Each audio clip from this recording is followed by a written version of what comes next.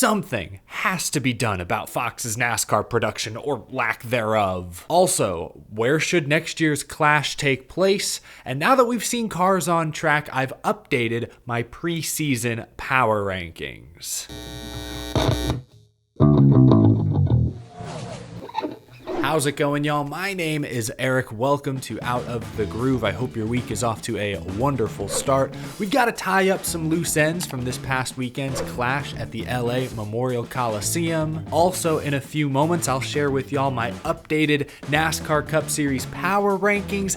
I know it's the Coliseum, I know it's an exhibition race, but I had to shuffle a few names around. We'll have some fun here shortly, but first, there's something I need to get off my chest. Bear with me for a moment. I know I'm gonna look like the old man yells at cloud meme, but I don't think NASCAR's Fox problem can be overstated. I touched on this briefly immediately after the race Saturday night, but I didn't realize just how deeply Fox's poor production struck a nerve with the fan base. All day yesterday and today, I've seen numerous posts, threads to X, Reddit, you name it, fans criticizing Fox's poor broadcast quality. And I want to make this clear, it's not the talent in the booth, it's not the talent on pit road and in the garage. Mike Joy, Kevin Harvick, Clint Boyer, the whole gang was solid Saturday night. I've seen very little criticism of them. The bigger problem that I think has progressively gotten worse these past couple of years is with the actual production. The camera shots, the cuts,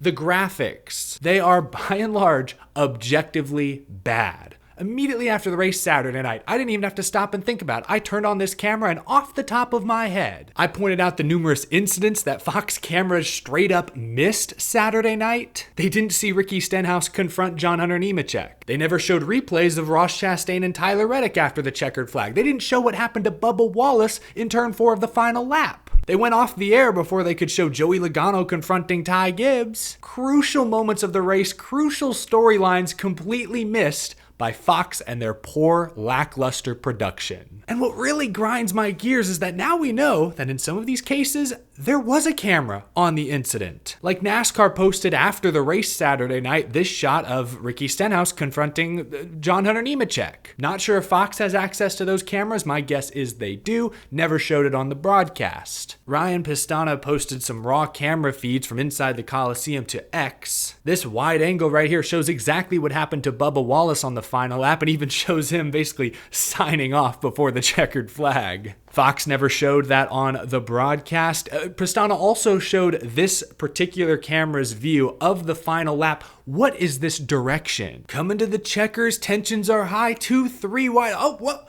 Why are we zooming in the crowd? What is this? What? Oh, we missed a spin. Wait, what happened? Would have been nice to see that. I honestly don't even blame the camera person here. I blame the directors and producers at Fox because there's a clear direction from them to show the fans. They love to cut to kids in the crowd doing who knows what, sucking on their thumbs, biting their nails, stuffing a hot dog in their face. They love showing anything but the on-track action. And I'm sorry, I have to point out this jarring cut on the last lap. This is what actually aired on Fox. Checkered flag, cut to Chris Gabehart, doing nothing. Those are just a couple glaring examples. If you watch the race, though, you know what I'm talking about. Often what Mike Joy, Kevin Harvick, and Clint Boyer were talking about or reacting to, Fox wasn't even showing on screen. And this is a quarter-mile track we're talking about. Everything's happening right there in your lap. It's not like you have to look, peek under a rock to find the action. It's right there in plain view. Something needs to change. Fox obviously pays a ton of money for the rights to broadcast these races. As a result, NASCAR often has to let them call the shots. But at some point, I hope enough fans call them out that Fox makes serious changes. Like I said Saturday night, Fox Sports broadcasts Super Bowls, World Series, Daytona 500s. What we saw Saturday night, unacceptable. I'm sure some of y'all have tuned me out already. Eric, it's just the broadcast. What does it matter? The broadcast is everything. NASCAR is a spectator sport. These sponsors pay money to be seen on TV. At most this year, there'll be 100,000 fans in the stands for a race. Millions will be watching on TV every week. So when we're talking about trying to grow the sport, make the most of these marquee standout events, the broadcast matters. I've had people from Fox in my DMs before, so I think they do see the criticism. I just hope they act on it. Anyway, let's move on. I just had to get that off my chest.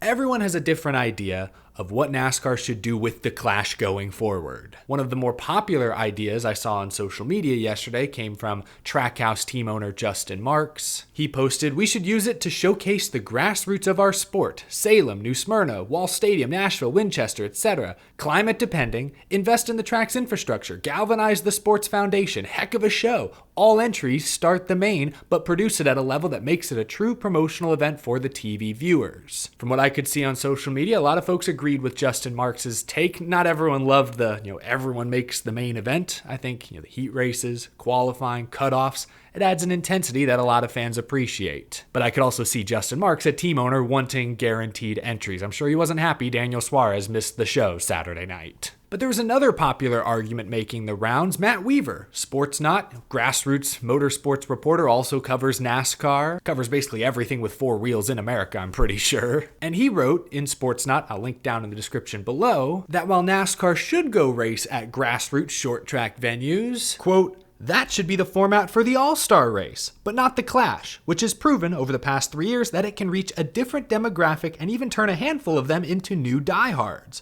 For this sport to grow, the show has to be taken to the masses because the masses are just not going to travel in mass to a rural racetrack anymore." A lot of folks agreed with Weaver's take. I agree with Matt Weaver's take. Like I said Saturday night, the Clash spot on the schedule should be used to experiment. New venues, new styles of racing, new markets, shoot, even international. The Athletic just reported that Mexico City or Guadalajara are legit candidates to land next year's Clash. In recent years, NASCAR officials have mentioned Asia or Europe as well. Sports Business Journal just reported that officials from several different countries interested in hosting a NASCAR race will be at Daytona later this month. That's what the Clash should be used for. Push further, push outside your comfort zone, catch that mainstream attention ahead of the Daytona 500, which is still your most mainstream event. That's not to say international races, for example, couldn't become points races down the line, like, Montreal Circuit Gilles Villeneuve could easily be a points race next year, shoot, even the F1 Mexico City circuit. But for truly experimental events, put them in the Clash's slot. I think that makes the most sense. But just like Weaver argues, I've also complimented NASCAR in recent years for revitalizing North Wilkesboro. SMI deserves most of the credit. But moving the All-Star race back to one of NASCAR's most historic short tracks, right there in the heart of NASCAR country, was, I think, a huge success last year, even if the TV ratings didn't live up to the hype. By mid-May, the weather is less of a concern. You could run the All-Star race at any short track in the country, quite honestly. I agree with Justin Marks that it would be cool to see NASCAR run a race at one of these local grassroots short tracks every single year. But I also agree with Matt Weaver that it should be in the All-Star race slot. I like making it an exhibition. $1 million on the line always looks flashy and splashy. I've complimented NASCAR the past couple of years for walking that fine line. There's a lot for the new casual viewer, like Chicago, like the Clash, but they're still making an effort to connect with that longtime hardcore fan. North Wilkesboro, of course, is the greatest example. They're walking a fine line, and so far I think doing a pretty good job of keeping their balance. So I agree with bits and pieces of both of those arguments. Let me know what you think down in the comment section below. Do you side more with one or the other? Where would you like to see the Clash in 2025 and beyond? Finally, I appreciate y'all sticking with me this long. Last week, I debuted an all-new weekly Out of the Groove segment, my power rankings, where I list out the top 10 fastest overall teams and drivers in the NASCAR Cup Series right now. I know the Clash at the Coliseum is extremely unique. It's not a points-paying event, but it's still a race, so I had to at least make some slight adjustments to this week's power rankings. Let's start with Joey Logano at number 10. Now, last week I had him unranked, though unofficially I would have put him like 11th, just barely on the outside looking in. So after a strong run at the Coliseum, a top 5 finish, I think he's worthy of a top 10 spot. He looks like he's already in mid-season form, leading laps, running up front, beefing with a Joe Gibbs Racing driver. He got bounced in the first round of the playoffs last fall. I expect Logano to bounce back in a big way this year. At number 9, Let's go Chris Buescher. I had to knock him down just a couple of spots. Look, I know he missed the Clash last season as well and the year before that, and last season he went on to win 3 races and make the round of 8. So your performance at the Clash is not necessarily indicative of your overall performance for the upcoming season. I get that, but a race is still a race, and a couple of the guys I moved ahead of him really showed out this past weekend. Like Martin Truex Jr., who did not qualify particularly well, but raced very well, raced his way up into the top 10. At one point was even inside the top 5 late. Some folks believe Martin Truex Jr. will fall off a cliff this season. Some believe that the retirement talk will be a distraction. I disagree. Truex was pestered with the retirement question all of last year's regular season,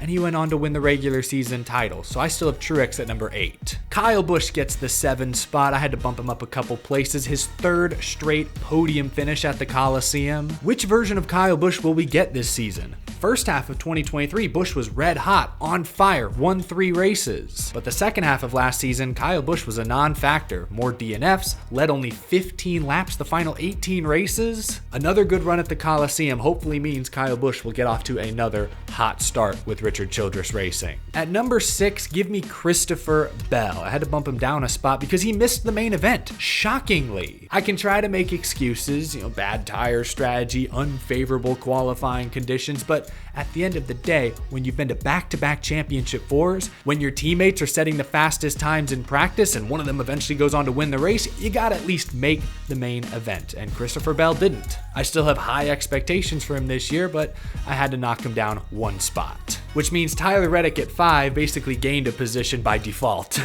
He wasn't remarkable this weekend, but I have big expectations for really all of Toyota, but especially 2311. They've gotten better every single year since they were formed. This is year 4. Reddick's no longer the new kid on the block. He made the round of 8 last year. That should be the expectation this time around. Maybe even a dark horse championship 4 threat. At number 4, give me Kyle Larson. Last week I expressed some concern with Larson's ability to consistently finish races up front. No one in the Cup Series has his raw speed, but he does sometimes overstep and make aggressive mistakes. But he had a great run at the Clash this weekend, top 5 finish. And like I keep saying, that 5 team is the complete package. They should be in the championship 4 this year. That is the expectation. Moving up 1 spot is Denny Hamlin, this past weekend's winner. Hey, Joey Logano won the Clash in 22, went on to win the title. Martin Truex won the Clash in 23, won the regular season title. Is this Denny Hamlin's year? Is it too early to say? Whether you love him or hate him, Hamlin is giving off some serious main character energy to start this year. My top 2, I'm going to stay the same. Ryan Blaney at number 2. He's the defending champion. I have to respect that. He was red hot at the end of last season, and he looked fantastic in the Clash Saturday night. Had some issues in qualifying, maybe ran into the same problems Christopher Bell did,